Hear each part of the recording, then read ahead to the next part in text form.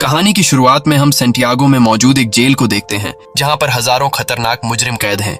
ये सेंटियागो का सबसे सिक्योर तरीन जेल है क्योंकि आज तक इस जेल से कोई भी कैदी फरार नहीं हो सका और इसका रीजन है इस जेल का वार्डन बहुत ही स्ट्रिक्ट और बेरहम इंसान है जो जरा सी गलती करने पर कैदियों को बुरी तरह से पीटता है। और यही वजह है कि इस जेल के कैदी यहाँ से भागना तो दूर बल्कि एक छोटी सी गलती करने से पहले भी 100 बार सोचते हैं। लेकिन अब वार्डन का यह खौफ ज्यादा दिनों तक चलने वाला नहीं था क्योंकि अब इस जेल में एंट्री हो चुकी थी एक बहुत ही शातिर इंसान की जिसका नाम लियोन है। लियोन एक आर्किटेक्ट है जो किसी भी बिल्डिंग को देखकर उसे पता चल जाता है कि यह बिल्डिंग कितने साल पुरानी है और इस बिल्डिंग को किस तरह से डिजाइन किया गया है। लियोन जेल में एंटर होते ही उसके दिमाग में यहाँ से भागने की प्लानिंग शुरू हो जाती है। यहाँ हमें पता चलता है कि लियोन अकेला नहीं है बल्कि उसके साथ 4 साथी भी हैं जो यहाँ से भागना चाहते हैं। कुछ देर बाद जेल का एक ऑफिसर सभी कैदियों को लाइन से खड़ा करके जेल के रूल्स बताता है और कहता है कि अगर किसी ने भी रूल तोड़ने की कोशिश की तो उसे मार दिया जाएगा। इसके बाद सभी कैदियों को उनके ब्लॉक्स की तरफ लाइन से ले जाया जाता है। यहाँ लियोन दौड़ते हुए सेल नंबर 50 को पकड़ने की कोशिश करता है क्योंकि उसने पता लगा लिया होता है कि यहाँ से भागने के लिए सेल नंबर 50 सबसे परफेक्ट जगह है। लेकिन जब वो सेल नंबर 50 का दरवाजा खोलता है तो सेल नंबर 50 पर पहले एक आदमी ने कब्जा कर लिया होता है। यह देखकर लियोन काफी उदास हो जाता है और न चाहते हुए वो सेल नंबर 50 के बगल वाले सेल में चला जाता है। वहीं हम देखते हैं कि लियोन के बाकी 4 साथियों ने उन्हीं सेल्स में डेरा जमा दिया है जो उन्हें प्लान के मुताबिक कब्जा करना था। कुछ देर बाद लियोन के साथी लियोन के सेल में आ जाते हैं। यहाँ राफेल लियोन से कहता है कि तुम्हें सेल नंबर 50 में जाना था पर यह तो सेल नंबर 51 है। तब लियोन कहता है कि तुम्हारे लिए आसान था क्योंकि तुम्हारा सेल नीचे ग्राउंड फ्लोर पर था, इसलिए तुम लोगों ने आसानी से अपने सेल पर कब्जा कर लिया। लेकिन मेरा सेल फर्स्ट फ्लोर पर है जिस वजह से मैं अपने सेल पर कब्जा नहीं कर पाया। यहाँ इनका साथी जर्मन कहता है तो अब हम लोग क्या करेंगे? तब राफेल कहता है कि करना क्या है, कल से हम यहाँ से भागने की प्लानिंग स्टार्ट करेंगे। कुछ देर बाद हम देखते हैं कि यहाँ पर एक कैदी गिटार लेकर आता है और ये गिटार वाला आदमी भी लियोन का साथी है। इस जेल में कैदियों को जो काम आता था उन्हें वो काम करने की इजाजत थी ताकि कैदियों का टाइम पास होता रहे, जैसे गिटार बजाना, खाना पकाना और फर्नीचर का सामान बनाना। अगले दिन हम देखते हैं कि लियोन यहाँ से भागने की प्लानिंग पर लग जाता है। वो जेल के हर एक जगह को काफी गौर से देख रहा होता है लेकिन जब उसकी नजर चारों तरफ गार्ड्स पर पड़ती है तब उसे इस बात का अंदाजा हो जाता है कि यहाँ से दीवार से कूदकर भागना काफी मुश्किल है। इसके बाद वह प्लान बी पर काम करते हुए पैदल चलकर कदमों से जेल की लंबाई का नाप लेने लगता है। जेल की लंबाई नापने के बाद वो सीधा अपने साथियों के पास पहुंचकर उनसे कहता है कि हमें कैसे भी करके यहाँ से भागना होगा। तब जर्मन ने कहा कि तुम पागल हो गए हो, यहाँ से भागना इम्पॉसिबल है क्योंकि चारों तरफ जेल की ऊंची दीवारें हैं जिससे हम कभी भी कूदकर भाग नहीं सकते और गार्ड्स भी चारों तरफ से हम पर नजर जमाए रखे हैं। अगर उन्हें जरा सा भी हम पर शक हुआ तो वो हमें मार डालेंगे। तब लियोन कहता है कि मैंने कदमों का इस्तेमाल करके जेल के बाहर जाने तक का रास्ता नाप लिया है। हम यहाँ से जेल के बाहर वाले रोड से सिर्फ 90 मीटर की दूरी पर खड़े हैं, इसलिए हमें दीवार से कूदकर यहाँ से नहीं भागना है बल्कि हम यहाँ जमीन के नीचे एक सुरंग बनाएंगे जो यहाँ से बाहर तक जाएगी। इस जेल के बाहर जंगल है और अगर हम एक बार यहाँ से निकल गए तो जेल के बाहर जंगल में गार्ड्स हमें ढूंढ नहीं पाएंगे और बड़ी आसानी से हम यहाँ से फरार हो जाएंगे। लेकिन यहाँ इनके दिमाग में सबसे बड़ा सवाल यह होता है कि इतनी लंबी सुरंग जब यह लोग बनाएंगे तो उस सुरंग से बाहर निकलने वाली मिट्टी यह लोग कहाँ गिराएंगे? यह सवाल इन तीनों को परेशान कर रही थी और लियोन सोच में पड़ जाता है कि सुरंग से निकलने वाले मिट्टी को आखिर कहाँ फेंका जाए। अब जब यह तीनों सुरंग से निकलने वाली मिट्टी को छुपाने के बारे में प्लान बना रहे होते हैं तभी एक कैदी की नजर इन पर पड़ती है जिसका नाम बिगोट है। बिगोट एक धोखेबाज इंसान है जो इस जेल के वार्डन के साथ मिला हुआ है और जब भी वो किसी कैदी को जेल से भागने या फिर कोई रूल तोड़ते हुए देखता है तब बिगोट चुपके से सीधा जाकर गार्ड्स को शिकायत लगा देता है और अब वो पिछले काफी टाइम से लियोन और उसके 2 साथियों पर नजर रख रहा होता है। इन तीनों को काफी टाइम से एक साथ बात करते हुए देखकर बिगोट को इन पर शक हो जाता है, इसलिए वो सीधा आकर राफेल से मिलता है, राफेल और कहता है कि मैंने पिछले कई दिनों से तुम तीनों पर नजर रखी है और मुझे पता है कि तुम तीनों यहाँ से भागने का प्लान बना रहे हो, इसलिए मैं भी तुम्हारे साथ यहाँ से भागने के प्लान में शामिल होना चाहता हूँ। यहाँ बिगोट के चेहरे को देखकर राफेल को कुछ गड़बड़ नजर आता है, इसलिए राफेल बिगोट से कहता है कि ऐसी कोई बात नहीं, हम तीनों तो बस बातचीत कर रहे थे और हमारा यहाँ से भागने का कोई भी प्लान नहीं है। अगले दिन लियोन, जर्मन और राफेल तीनों नीचे वाली सेल में आए। राफेल एक तरफ के दीवार को देखकर कहा कि हम इसी दीवार को खोदकर सुरंग बनाएंगे, लेकिन मसला यह था कि अगर खुदाई का काम शुरू कर दिया गया तो सुरंग को खुला नहीं छोड़ सकते क्योंकि हर शाम गार्ड्स हर एक सेल की चेकिंग करने आते हैं और अगर गार्ड्स ने सुरंग देख लिया तो हम सब पकड़े जाएंगे। तब लियोन कहता है कि हम इस दीवार के एक हिस्से को तोड़कर सेम उसी तरह का एक फेक ब्लॉक बनाएंगे ताकि शाम को जब भी गार्ड सेल की चेकिंग करने आए तब हम उस फेक ब्लॉक को दीवार में लगाकर सुरंग को छुपा देंगे और गार्ड्स के पकड़े जाने से बच जाएंगे। अब यह सब तो ठीक था, लेकिन सबसे बड़ा सवाल यह था कि सुरंग में से निकलने वाली मिट्टी का ये लोग क्या करेंगे। तब लियोन अपने गिटार वाले दोस्त को सेल में बुलाता है और वो अपने गिटार में से एक बड़ा स्क्रू ड्राइवर निकालकर लियोन को देता है, जिसके बाद लियोन ऊपर छत में एक चौकोर सुरंग करने लगता है जिससे बाहर काफी शोर हो रहा था। अब शोर से बचने के लिए गिटार वाला आदमी गाना गाकर गिटार बजाने लगता है जिससे किसी को भी सेल के अंदर का शोर सुनाई नहीं देता और कुछ देर की मेहनत के बाद लियोन छत में सुरंग करने में कामयाब हो जाता है। अब यहाँ लियोन जब उस होल से अपना सर बाहर निकाल कर देखता है तो उसे छत पर एक बड़ा खाली जगह दिखाई देता है, जिसे देखकर लियोन काफी खुश हो जाता है क्योंकि यहाँ पर 80 टन से भी ज्यादा मिट्टी आसानी से रखी जा सकती थी। अब शाम होने वाली थी और जल्द ही गार्ड्स आकर सेल की चेकिंग शुरू करने वाले थे, इसलिए राफेल डर जाता है और कहता है कि हमें जल्दी ही इस होल को बंद करना होगा। तब लियोन ने कहा कि जल्दी से मुझे अंडे लाकर दो। यह सुनकर राफेल गुस्सा हो जाता है और कहता है कि तुम्हें इस वक्त मजाक सूझ रहा है। तब लियोन कहता है कि तुम जल्दी से अंडे लाकर दो और फिर मेरा कमाल देखो। यह सुनकर राफेल अंडे लेने जाता है और लियोन जर्मन के साथ मिलकर छत के गिरे हुए मलबे को और तोड़ते हैं और उसका मिट्टी बना लेते हैं। कुछ देर बाद राफेल जल्दी से अंडे लेकर आ जाता है। तब लियोन उस मलबे से बनाई गई मिट्टी को एक बाल्टी में डाल देता है, साथ ही वो उस बाल्टी में चूना भी डालता है और फिर उसके अंदर अंडे मिक्स कर देता है। वही इनका साथी जो बाहर गिटार बजा रहा होता है वह अपने गिटार में एक अलग धुन बजाना शुरू कर देता है जो खतरे की एक वार्निंग होती है, यानी कि सिक्योरिटी गार्ड सेल्स की चेकिंग लेने के लिए आ रहे हैं। तब सेल के अंदर मौजूद लोग भी उस खतरे की घंटी को सुन लेते हैं और समझ जाते हैं कि गार्ड्स आ रहे हैं, इसलिए यह सभी लोग और भी जल्दी से काम करने लगते हैं और यह लोग उस मलबे को आटे की तरह गूंद कर उसका एक ब्लॉक बनाते हैं, जिसके बाद यह लोग उस ब्लॉक को ऊपर होल में फिट कर देते हैं और नीचे से उस जगह पर एक पोस्टर लगा देते हैं। कुछ देर बाद गार्ड्स उनके सेल के अंदर आ जाते हैं और वो गार्ड्स लियोन और उसके दोस्तों को उनकी सेल से बाहर निकालते हैं। गार्ड्स उनके सेल की अच्छी तरह से चेकिंग लेते हैं लेकिन अंदर उन्हें कुछ भी नहीं मिलता। तब एक गार्ड को ऊपर छत पर लगा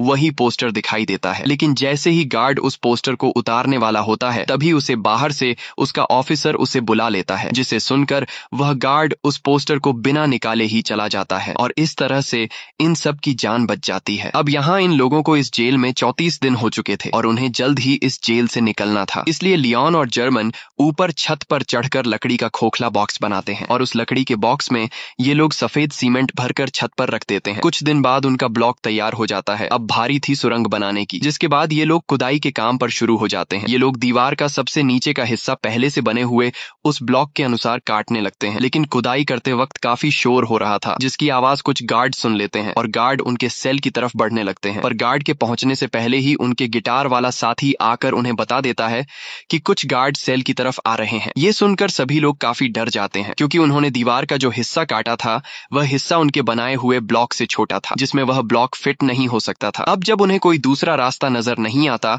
तब ये लोग जल्दी से टूटी हुई दीवार के मलबे को इकट्ठा करते हैं और जिस जगह ये लोग सुरंग बना रहे थे वहां ये लोग काफी बारीकी से सामान रखकर उस जगह को छुपाते हैं और अपने अपने काम में लग जाते हैं ताकि गार्ड को उन पर शक न हो। कुछ देर बाद एक गार्ड उनके सेल के अंदर आता है और वह गार्ड इनके सेल के चारों तरफ नजर घुमाकर चेक करता है कि कहीं ये लोग यहाँ से भागने की प्लानिंग तो नहीं कर रहे, पर उसे कुछ भी गड़बड़ नहीं नजर आता, इसलिए वह गार्ड वहां से चला जाता है। गार्ड के जाते ही ये लोग रेडियो का आवाज तेज कर लेते हैं और फिर से खुदाई के काम पर लग जाते हैं। कई घंटों की मेहनत के बाद फाइनली ये लोग ब्लॉक के शेप का एक परफेक्ट हिस्सा काट लेते हैं और सफेद सीमेंट के उस ब्लॉक को वहां पर फिक्स कर देते हैं। अब यहाँ खुदाई से निकले हुए मलबे को ये लोग एक बैग में भर लेते हैं और उस बैग को ऊपर वाले सेल में ले जाते हैं जहां उन्होंने पहले से सेल की छत को तोड़कर होल बनाया था और उस होल को उन्होंने अंडे और मलबे को मिक्स करके एक छोटा सा ब्लॉक बनाकर छुपा दिया था। ये लोग उस ब्लॉक को निकाल कर उसके ऊपर जो खाली जगह होती है वहां पर ये लोग मिट्टी जमा करना शुरू कर देते हैं। छत पर मिट्टी रखने के बाद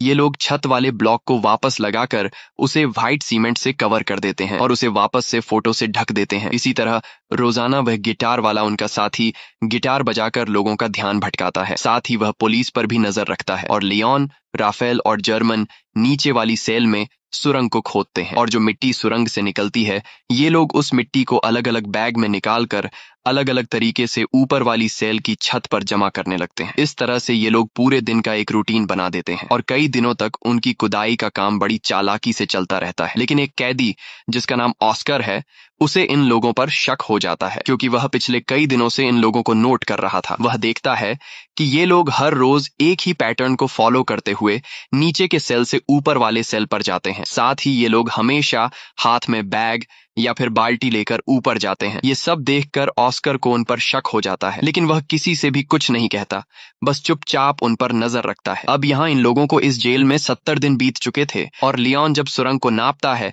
तो उससे पता चलता है कि 70 दिनों में हमने सिर्फ 5 मीटर सुरंग बनाई है। ये देखकर लियोन काफी मायूस हो जाता है और लियोन समझ जाता है कि हम 5 लोग इस सुरंग को इस तरह से कभी भी कंप्लीट नहीं कर पाएंगे। इसलिए वो अपने साथियों से कहता है कि हमें इस सुरंग को कंप्लीट करने के लिए और आदमियों की जरूरत पड़ेगी और अगर हम 5 लोग इसी रफ्तार से मिट्टी निकालते गए तो इस सुरंग को कंप्लीट करने में हमें 5 साल लग जाएंगे। इसलिए हमें सुरंग को और तेजी से खोदना होगा। वही उनका साथी जर्मन जब बैग में मिट्टी भरकर ऊपर ले जा रहा था, तभी एक पुलिस वाला उसे रोक लेता है और जर्मन से पूछता है कि इस बैग में क्या है। तब जर्मन कहता है कि कुछ खास नहीं, बस मेरी जरूरत का कुछ सामान है। ये सुनकर वह पुलिस वाला जर्मन से कहता है कि अच्छा ठीक है, चलो अब बैग खोल कर दिखाओ। ये सुनकर जर्मन घबरा जाता है और जर्मन को लगता है कि आज हम सभी पकड़े जाएंगे। लेकिन जब जर्मन अपना बैग खोलता है तो उसमें कुछ सामान रखा गया था। दरअसल जर्मन ने पहले से बैग में मिट्टी नीचे छुपाई होती है और सामान ऊपर रख दिया होता है। लेकिन गार्ड को जर्मन पर शक होता है, इसलिए वह गार्ड जर्मन से कहता है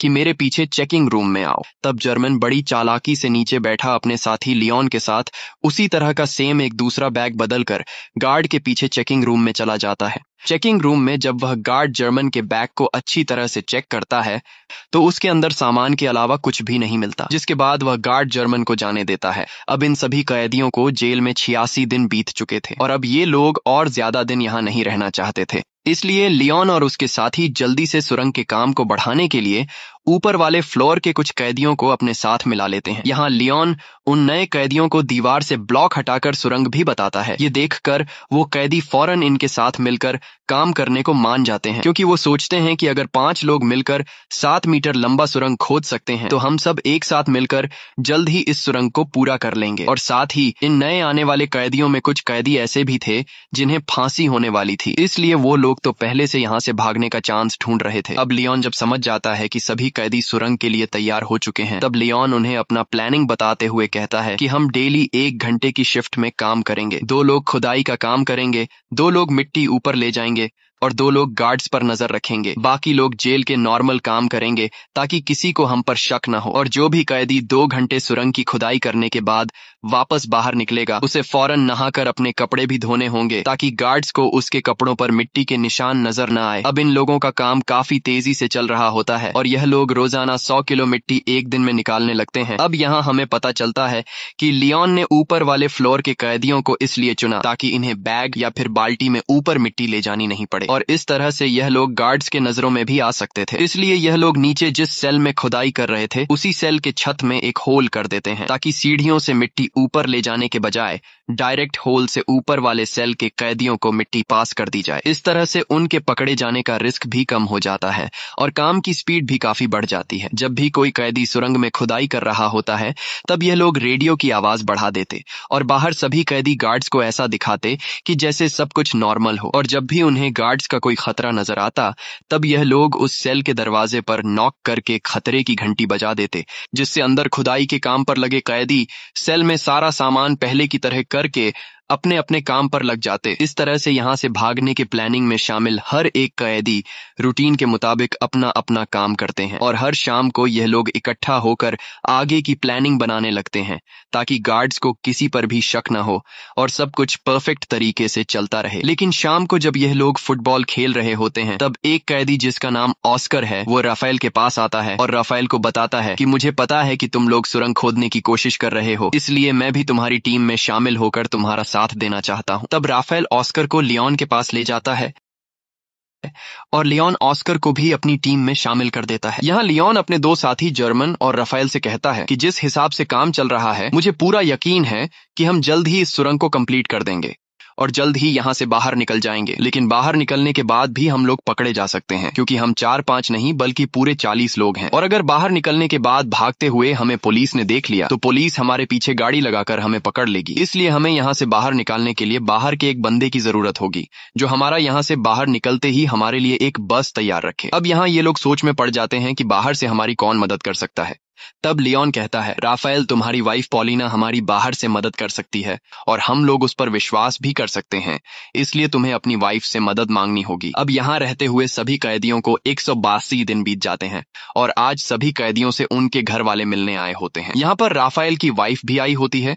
तब राफेल अपनी वाइफ पॉलिना को उनके पूरे प्लान के बारे में बताता है और कहता है, हमें तुम्हारी बाहर से मदद चाहिए होगी, इसलिए बाहर तुम्हें कुछ लोगों के साथ जुड़कर हमारे लिए एक बस का इंतजाम करना होगा। पॉलिना मान जाती है और वो वहां से चली जाती है। अब जेल में सुरंग खोदते हुए इन कैदियों को 205 दिन बीत चुके थे और इन लोगों ने सुरंग को भी काफी लंबा कर दिया था। लेकिन एक दिन इनका साथी जो गिटार बजाया करता था, वो जब सुरंग के अंदर खुदाई के काम पर लगा होता है, तभी वहां पर सेल की चेकिंग के लिए गार्ड्स आ जाते हैं। यह देखकर बाहर खड़ा राफेल और लियोन काफी ज्यादा घबरा जाते हैं, क्योंकि पिछले कई दिनों से रात में सेल की चेकिंग होती थी, लेकिन आज गार्ड्स दोपहर में सेल की चेकिंग करने आए हैं, जैसे उन्हें शक हो गया हो कि जेल में कोई सुरंग खोदने की कोशिश कर रहा है। और गार्ड्स को देखकर लियोन दौड़ते हुए अंदर जाकर सभी को वार्न कर देता है और कहता है कि जो भी सामान यहाँ वहां बिखरा पड़ा है उन्हें जल्दी से छुपा दो। ये सुनकर जो लोग काम पर लगे हुए होते हैं वो सभी सुरंग का काम छोड़कर अपने अपने काम पर लग जाते हैं। यहाँ इस गिटार वाले के साथ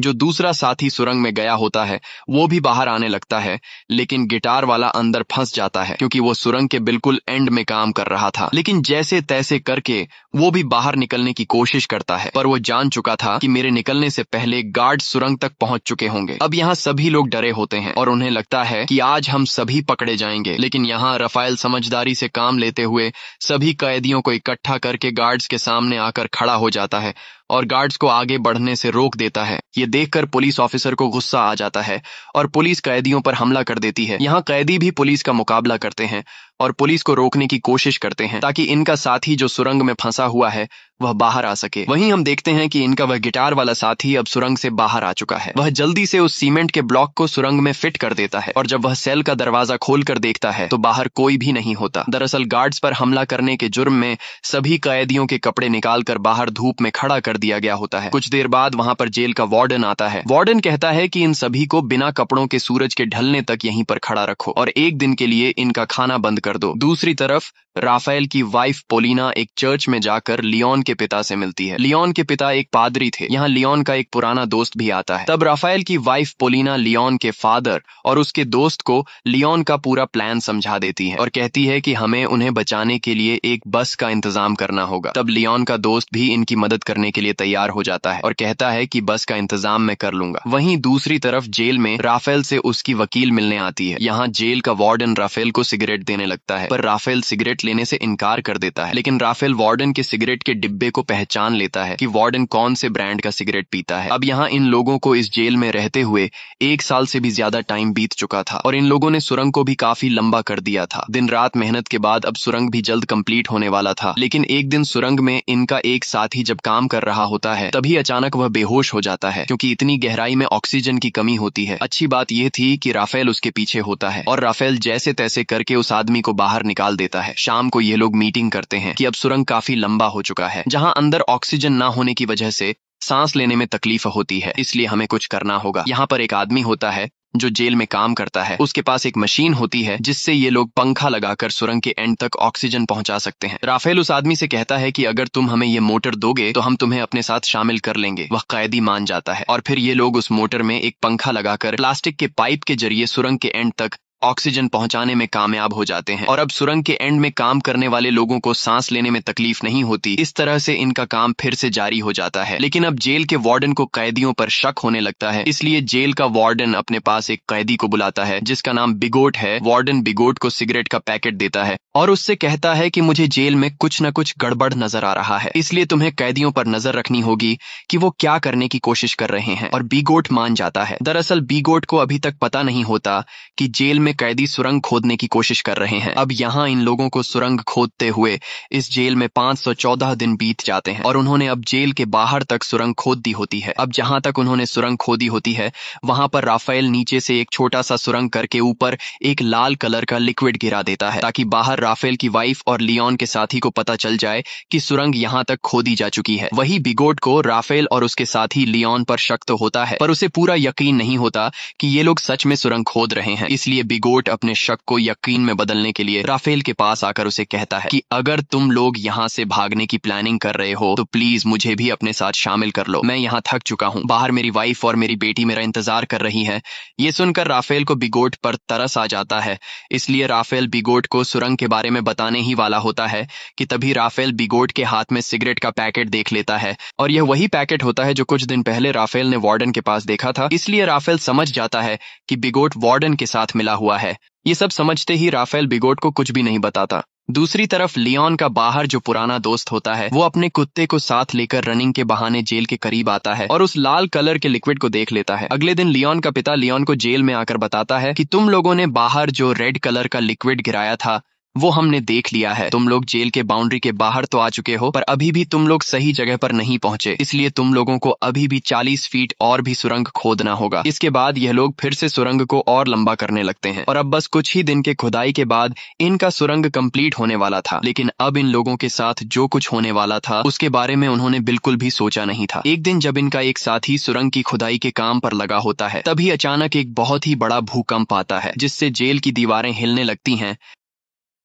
लियोन उस वक्त अपने दोस्तों के साथ बाहर फुटबॉल मैच देख रहा था। भूकंप के झटके महसूस होते ही वो तेजी से सुरंग की तरफ भागा। यहाँ गार्ड सभी कैदियों को जेल से बाहर निकालने लगते हैं ताकि कहीं इन पर जेल की दीवारें न गिर जाएं। और लियोन भी जैसे तैसे करके सुरंग के अंदर फंसे हुए अपने साथी को बाहर निकाल लेता है। अब लियोन ने अपने साथी को तो बचा लिया था, लेकिन अब उसे डर था कि कहीं भूकंप की वजह से अंदर से सुरंग टूट नहीं गया हो। इसलिए लियोन फिर से सुरंग के अंदर जाता है और अंदर जाकर वो देखता है कि सुरंग पूरी तरह से सेफ है। ये देखकर लियोन को सुकून मिल जाता है। अब जब इनके सुरंग का काम पूरा होने वाला होता है तब लियोन जाकर जेल के एक कैदी से मिलता है जो कि व्हील चेयर पर होता है। लियोन उससे कहता है कि हम जल्द ही यहाँ से भागने वाले हैं, इसलिए मैं चाहता हूँ तुम भी हमारे साथ चलो। लेकिन वो व्हील चेयर पर बैठा आदमी कहता है तुम जल्द से जल्द यहाँ से भाग जाओ और मेरी चिंता मत करो, मैं तुम्हारे साथ नहीं आ पाऊंगा। अब फाइनली वो दिन आ गया जिस दिन ये लोग इस जेल से भागने वाले थे और जैसे ही सभी कैदी रात को टीवी देखने में मसरूफ होते हैं तब वो सभी कैदी जो यहाँ से भागने की प्लानिंग में शामिल थे वो सभी एक एक करके उठकर जाने लगते हैं। यहाँ किसी को भी इन पर शक नहीं होता क्योंकि सबका ध्यान टीवी में रोमांटिक फिल्म पर होता है और भागने वाले सभी कैदी सुरंग वाले सेल में आ जाते हैं और यहाँ एक एक करके सभी कैदी सुरंग में उतरने लगते हैं। वहीं बिगॉट जब टीवी देख रहा होता है तब उसका ध्यान पीछे की तरफ जाता है और वो देखता है कि यहाँ से तो कई सारे कैदी जा चुके हैं।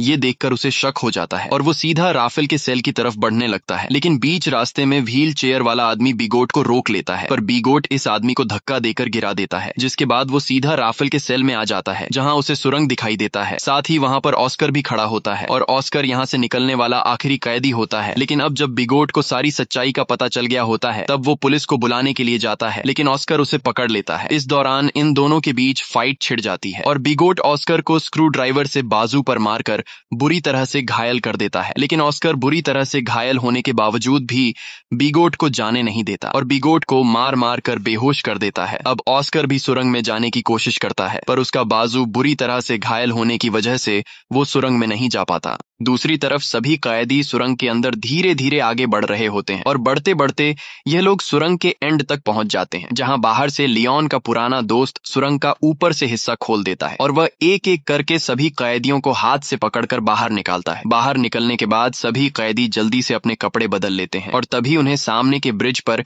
एक बस आते हुए दिखाई देती है, जिसे देखकर ये सभी लोग उस बस की तरफ दौड़ने लगते हैं और सभी बस में बैठ जाते हैं। लेकिन ऑस्कर अभी तक नहीं आया होता, इसलिए सभी कैदी उसका इंतजार कर रहे होते हैं। यहाँ जर्मन कहता है कि मुझे लग रहा है कि कहीं ऑस्कर किसी मुसीबत में है, इसलिए मैं ऑस्कर की मदद के लिए जा रहा हूँ, जिसके बाद वह ऑस्कर को लेने जाता है। दूसरी तरफ जेल में मूवी खत्म हो गई थी और सभी कैदी अपने अपने सेल में जाने लगते हैं। तब यहाँ वह व्हील चेयर वाला कैदी सभी को आकर बता देता है कि राफेल के सेल में एक सुरंग है जहां से तुम लोग भाग सकते हो। ये सुनकर सभी कैदी उस तरफ भागने लगते हैं, जिसे देखकर गार्ड्स को भी इन पर शक हो जाता है और वह गार्ड्स वहां पर और भी गार्ड्स को बुला लेते हैं। कुछ देर बाद पूरे जेल में सायरन बजने लगता है, जिसकी आवाज बाहर बस में बैठे कैदी सुन लेते हैं और सभी कैदी समझ जाते हैं कि अब हमारा यहाँ पर ज्यादा देर रुकना ठीक नहीं, इसलिए अब हमें यहाँ से निकलना होगा। और तभी वहां पर जर्मन भी आ जाता है। वह सभी को बताता है कि मैं सुरंग के पास गया, लेकिन वहां पर मुझे ऑस्कर नहीं मिला। जिसके बाद बस वहां से जाने लगती है।